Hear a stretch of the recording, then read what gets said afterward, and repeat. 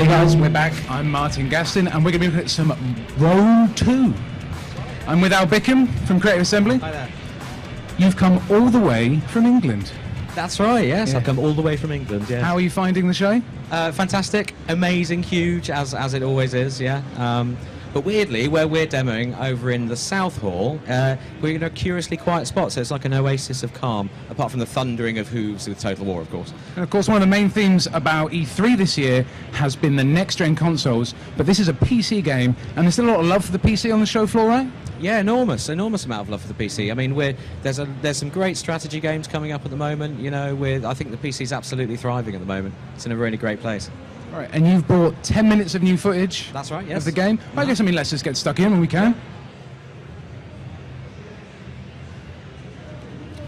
All right, here it is. Right, yeah. So this is the new campaign map for Rome 2. It's colossal. It's the most ambitious, richly detailed campaign map we've ever made in a Total War game. It's about 4 times the size, as you can see here, about 4 times the size of the campaign map in Shogun 2. Look, I mean, it stretches all the way from Spain to Afghanistan. It's colossal. What kind of a PC is this running on? Let's just get that straight out of the way. So this is around a Core i7, about 8 gig of RAM, and a sort of upper mid-range graphics card at the moment. So it's not an absolute top-end system. Right. I mean, it's better than my computer. How's it going to look on my computer? What's your computer like? i5. Oh, it's probably going to look great. One of our aims is to keep the minimum spec for Shogun 2 around the same. Sorry, the minimum spec for Rome 2 around the same as it was for Shogun 2. So we're working on a suite of low-end assets to make sure that people with low-end systems can play and enjoy the game at a reasonable frame rate. So, all right. So we're looking at the overview. Yeah, we're going to get to see some diplomacy coming out. Sorry? We're going to see some diplomacy, or? So yeah, we haven't got any diplomacy in this demo here, but what we're seeing here is some of the features of the campaign map. We've got the great wonders of the ancient world here, for example. So the pyramids and the lighthouse of Alexandria. So, you know, Stonehenge, the Hanging Gardens of Babylon. They all give you buffs if you capture those provinces. But now this is really interesting. This shows the evolution of the campaign map through the kind of player agency. So as you decide to upgrade your city, you can expand it like this in order to build new buildings, and that city will expand further and larger. The buildings will rise up, and you'll see some of the buildings you've built reflected in the city. And you can see sort of shanty towns and urban sprawl beginning to appear around the city. You know, as you play, the map really starts to evolve. And how much of the game's going to be taking place from this view?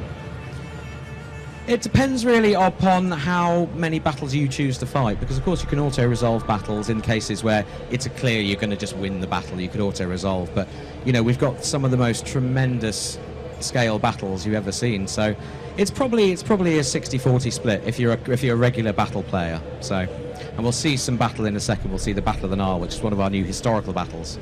Right, and one of the things I think people have always had a bit of a hard time with is the, just the AI has maybe not been as intelligent or as wily as I would have liked in a Total War game. Are we going to be seeing a smarter computer opponent? Well, what you're going to see is you're going to see some great AI on the campaign map and some great AI on the battle map. So on the campaign side, one thing that has often happened in previous Total War games, an AI you may have felt like you've been stabbed in the back, or you may feel like, you know, the AI's declared war on you for no reason, and you can't really see a reason for that, and you think it's acting randomly. What we're doing now in diplomacy is we've got a new panel called the Relations panel, and it lists your actions by which that AI is judging you. So, you know, if you've committed war, if you've declared war on one of its friends, then it won't like that. It'll count as a negative modifier towards you.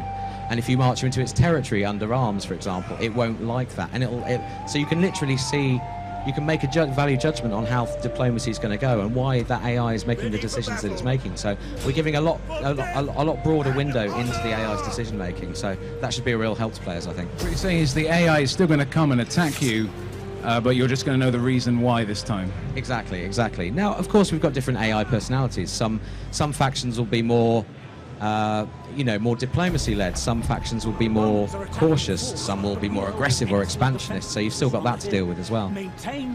Right, so we've gone into another scene now. We're actually in some battle. So this is the Battle of the Nile. It's one of the historical battles in the game. And this is the armies of Ptolemy the 13th being attacked by Caesar and his ally Mithridates of Pergamon.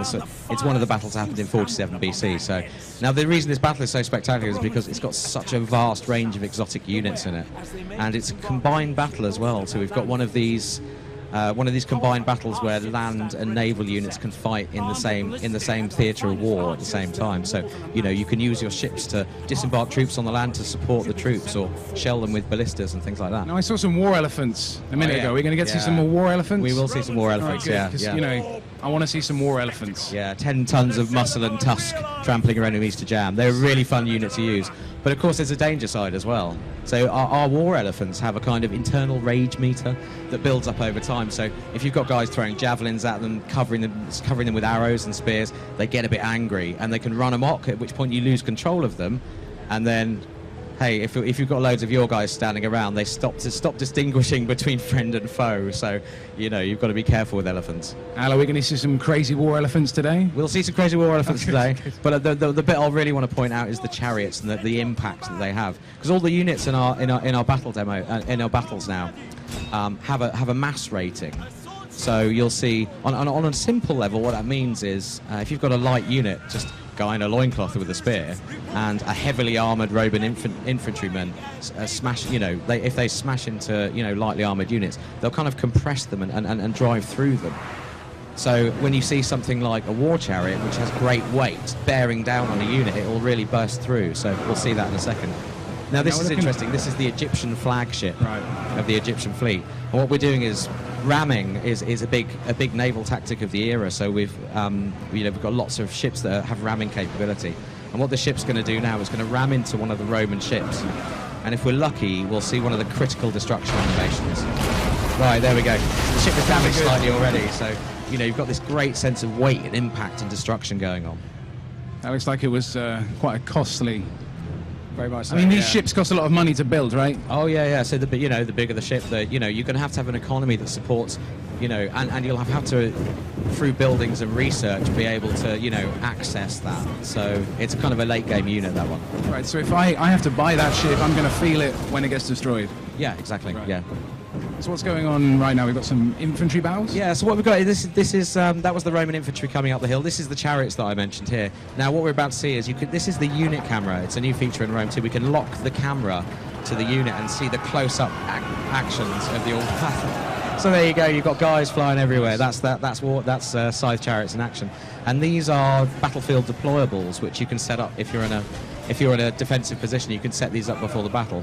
So what you've seen is a load of guys lighting burning weighted bales of hay, which are rolling down the hill and disrupting enemy units and damaging them as they go. So now I know if you've been following this game, you've been showing off was it Siege of Carthage? That's right, that was the first thing we showed. Yeah, was the Siege of Carthage. That was a big city. There was a lot of sort of insidey battles. This is a sort of big open plain. That's right, yeah. How does this make the fighting different? Well, for a start, it's based on a hill, so you've got your standard. As you'd think in the real world, it's hard to attack a hill. So the enemy the side that's attacking uphill is always at a slight disadvantage. It's going to cost them more energy to get up the hill. They're going to move slower. It's going to be harder for them. So, as a hill battle. Here come the elephants. And here come the elephants trampling through the Roman troops there. So the reason we're throwing everything at the Romans there is because they're standing on a capture point. We have capture points in battles now. So as long as a unit is stood on that capture point, you can see the flag there. It's cut. The Egyptian flag has come down, and the Roman flag is threatening to come up. So that looks a bit video gamey in a series that's about history. Yeah, well, we still want to. At the end of the day, it is a game. It is a piece of entertainment, and while we still aim for great historical authenticity, we still want to make it a great game to play. And we've got a lot of really interesting new features that really support the idea that we want people to be enormously entertained by this. Now, do you not think this does look a little bit daunting to people who've never played the series before? Yeah, I can see how you'd think that. The beauty of Rome 2 is that when you first start playing the game, you play the prologue, which is right at the start, pre the full campaign. You can play the prologue, which is a kind of 3-chapter, narrative-driven introduction to Total War. So it introduces the very basic features simply from how to control units on the battlefield and how to recruit and build units in towns, how to expand your cities, and it's really enormously entertaining because there's you play as this sort of fictional historical character that we've designed, and his story which leads up to the campaign game. So it's a really easy in for new players. All right. So I mean, when's the game out? So September the 3rd, we're out. And do you not think that's a little bit too close to some of the next-gen excitement we're feeling right now? I don't think so. I think we can come out fighting, I think. And I didn't see the elephants. I wanted to see some crazy elephants. Where were they, man? Yeah, they were tucked around the back, actually, so we didn't see them. So they were running amok, trampling my own troops to death. So you did promise, though. Well, that's all I'm going to say. I did. We saw them smashing into the Romans, but come September the 3rd, you can launch all the elephants you wish at the enemy. All right, and what about the multiplayer? Like, I know we didn't have a chance to see it today. There's obviously going to be multiplayer. Yeah. What are some of the changes you're going to make? Is there going to be a beta? So at the moment, with multiplayer we've got the standard kind of multiplayer modes. We've got the kind of head-to-head up to 4 players modes. We've got a couple of new, quite exciting features we're working on, but we're proofing them out at the moment. So we might have to save that till another day. Fair enough. Well, that's Rome 2. Thanks for coming in now. We're going to cut to some Battlefield 4 now, and then we'll be back with some Elder Scrolls Online on GameSpot.